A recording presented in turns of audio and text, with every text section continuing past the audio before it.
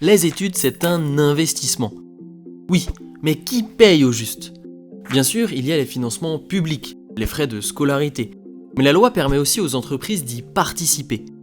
Chaque année, elles payent un impôt, la taxe d'apprentissage.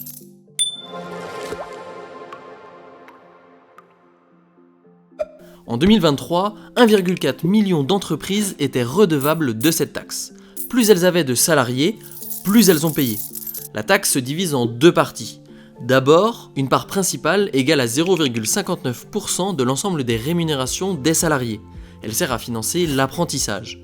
À cela s'ajoute un complément de 0,09% qui finance pour l'essentiel des établissements de formation, d'insertion ou d'orientation. Depuis 2023, ce complément est géré par la Caisse des dépôts pour le compte de l'État. Mais alors, à quels établissements cet argent revient-il ? Ça, c'est aux entreprises d'en décider. Sur la plateforme Soltea, elles peuvent sélectionner les établissements qu'elles souhaitent financer. Un peu plus de 470 000 entreprises ont fait ce choix en 2023. Cela concerne un tiers des petites entreprises, mais presque l'intégralité des plus grandes. Au total, en 2023, les employeurs ont fléché 334 millions d'euros vers près de 10 000 établissements, soit 33 600 euros en moyenne pour chacun.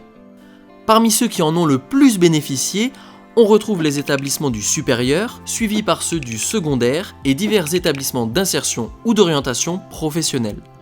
Sur Soltea, les entreprises peuvent affiner leur choix, en sélectionnant directement la formation qu'elles souhaitent financer selon leurs besoins de recrutement. Par exemple, une entreprise qui produit des moteurs d'avion pourra subventionner une formation d'ingénieur spécialisée dans l'aéronautique. Justement, voyons quels sont les domaines les plus financés. L'avis et gestion des organisations arrive en première position, suivi par le commerce, marketing et finance.